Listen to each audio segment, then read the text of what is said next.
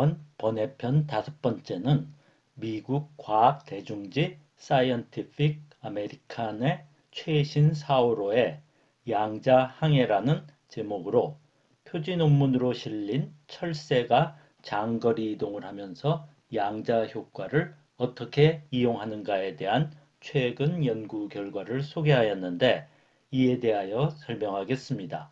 유럽의 울새, 북미의 제왕나비나 연어와 같은 회기동물들은 수백, 심지어 수천 킬로미터 떨어진 서식지를 정확하게 찾아가고 돌아오는 것은 과학적으로 이해하지 못한 현상이었습니다. 그것도 나비와 같은 수명이 짧은 동물은 수대에 걸쳐 번식하며 자손이 찾아간다는 것은 더욱 이해하기 힘든 현상입니다. 이 의문은 1970년대 이후 동물 행동과 화학물리의 공동 연구에 의하여 서서히 밝혀지고 있습니다. 본편 54편 양자 생물학 2에서 소개한 유럽 울새의 조류 항법은 1960년, 70년대에 경사 나침반이 사용되고 있다는 것을 알게 되었고, 나침반은 조류의 시각 근처에 자기 수용체에 의해 작동할 것이라는 가설이 제기되었으며, 이 가설은 2000년 전후 자기 수용체로 크립토크롬이라는 물질이 제한되어 실험적으로도 증명되었다고 설명하였습니다. 그리고 자기 수용체가 자기장을 감지하는 과정에서 양자 얽힘이 관여한다는 가설이 제안되었지만, 실험적으로는 완전히 증명되지 않은 남겨져 있는 문제였습니다.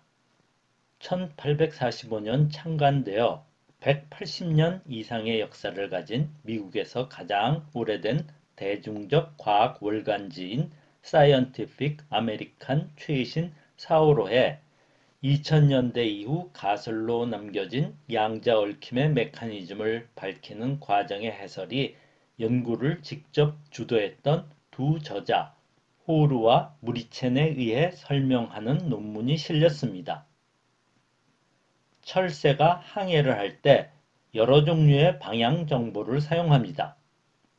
하나는 낮에 하늘에서 태양의 위치로 정보를 알아내고, 다른 하나는 밤에 별의 패턴을 사용하고, 세 번째는 지구의 자기장을 기반으로 하는 경사 나침반입니다. 그리고 후각도 사용한다고 합니다.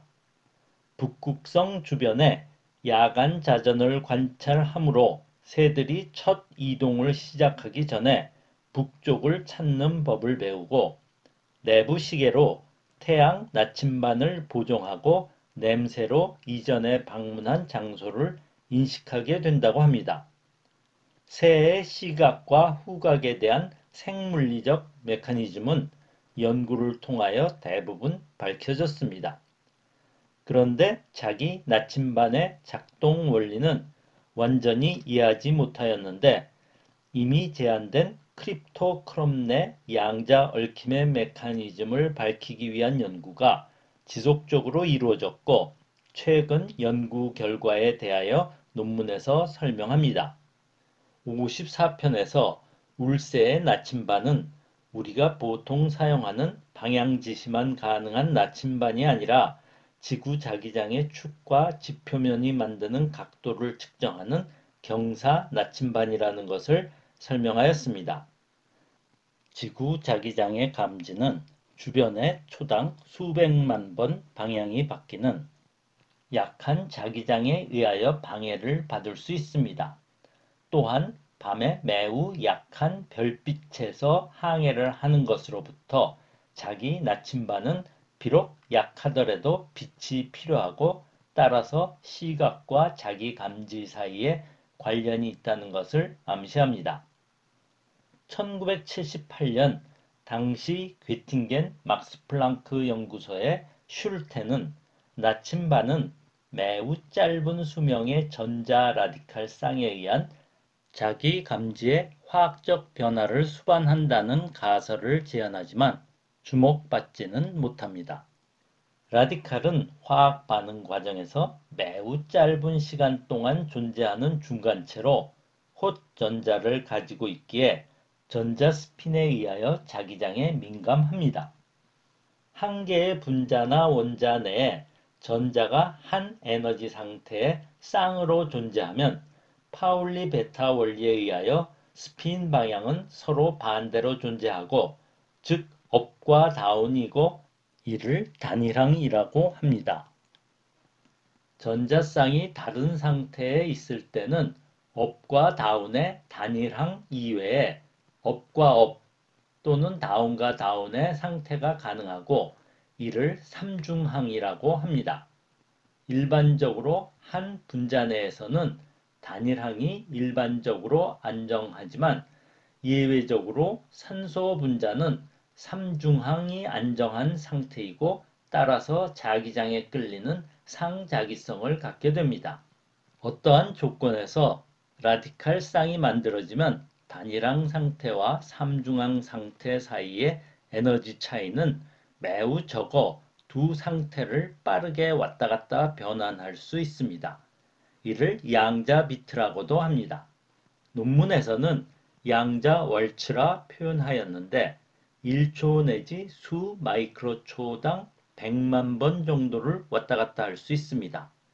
이러한 변화는 외부 자기장의 영향을 받게 됩니다.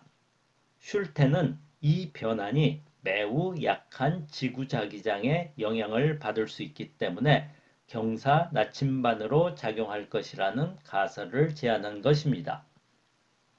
슐텐의 가설에 주목한 저자들은 실험적으로 증명하려 시도하였습니다. 슐텐 제안의 메커니즘은 이미 두 가지 점은 증명되었는데, 라디칼 쌍은 외부 자기장의 반전과 상관이 없고, 라디칼 쌍은 외부 빛을 흡수하여 형성된다는 것입니다. 저자 중에 한 사람인 무리체는 약 10년 전쯤 철새의 뇌의 클러스터 N이라는 영역이 시각 정보를 수신하고 처리하는 부분인데 태양이나 별빛을 사용하여 활성화되어야 나침반이 작동한다는 것을 밝혀서 나침반 센서가 새의 망막에 있음을 알게 됩니다. 크립토크롬은 식물, 곤충, 물고기, 새와 인간에서도 발견되는데 빛에 의한 식물 성장 조절, 생체 시계 조절 등 빛과 관련된 다양한 기능이 알려져 있습니다. 철새의 망막에는 6종류의 크립토크롬이 발견되었습니다. 크립토크롬은 단백질로 복잡한 3차원 구조로 접힌 500개 정도의 아미노산 사슬로 구성되는데 깊숙한 중심에 플라빈, 아데닌, 디뉴클레오티드, FAD라는 빛을 흡수할 수 있는 발색단이라는 분자를 가졌는데 푸른색 빛을 흡수합니다. FAD에서부터 서너 개의 트립토판 아미노산이 사슬 형태로 표면까지 연결되어 있습니다. FAD가 푸른빛을 흡수하면 바로 이웃한 트립토판의 전자가 FAD의 플라빈 부분으로 이동하게 됩니다.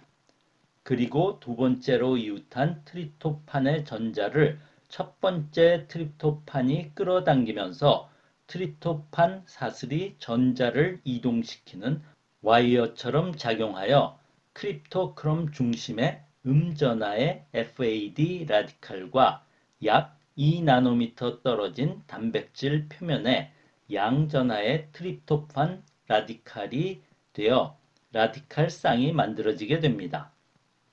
이 라디칼 쌍은 앞서 설명한 단일항 상태와 삼중항 상태로 있으면서 빠르게 서로 변환할 수 있게 됩니다. 두 저자 각 연구팀에서 실험으로 확인하기 위해서 철새의 크립토크롬과 유사한 작동을 하는 상황을 만들어 실험하는데 거의 10년이란 기간이 소요됩니다. 6종류 크립토크롬 중 FAD가 아미노산 사슬과 강하게 결합하고 4개의 트립토판 사슬과 연결된 크립토크롬 4A를 실험 대상으로 선정합니다. 이 단백질을 박테리아 배양을 통해 다량 만들고 4개의 트립토판 사슬에서 각 트립토판을 다른 아미노산으로 대체한 4개의 크리4A 유사체를 만들어 전자가 4개의 트립토판 사슬을 따라 이동하는가도 시험합니다.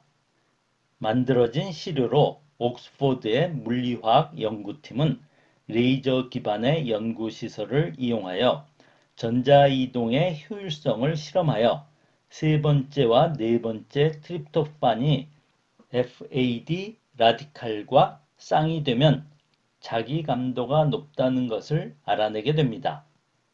그리고 철새의 크리4A와 회귀 비행을 하지 않는 비둘기와 닭에서 발견되는 크리4A와 비교하는 실험도 수행하였는데 철새의 크리4A가 큰 자기 감도를 보이는 것으로 관찰되어 철새의 단백질이 회귀 비행에 최적화되도록 진화되었을 것이라는 추정을 할 수 있었습니다. 이 연구 결과들은 철새에서 실험한 생체 내 인비보 실험이 아닌 생체 외 인비트로 실험으로 완전한 증명을 위하여 철새의 망막에서 라디칼 쌍이 형성되는지 여부를 확인해야 하는데 연구팀들은 후속 연구를 진행하고 있습니다. 그리고 독일의 렘베르트 연구팀은 초고속 레이저를 사용한 펌프 푸시 스펙트로스코피 방법에 의하여 전하가 분리된 라디칼 쌍의 스핀 양자 비트를 관찰할 수 있음을 보이는 연구 결과를 학술지 사이언스 작년 2021년 12월 17일자에 발표하였는데 이 방법으로 크립토크롬의 라디칼 쌍의 생성을 직접적으로 보일 수 있을 것으로 기대합니다.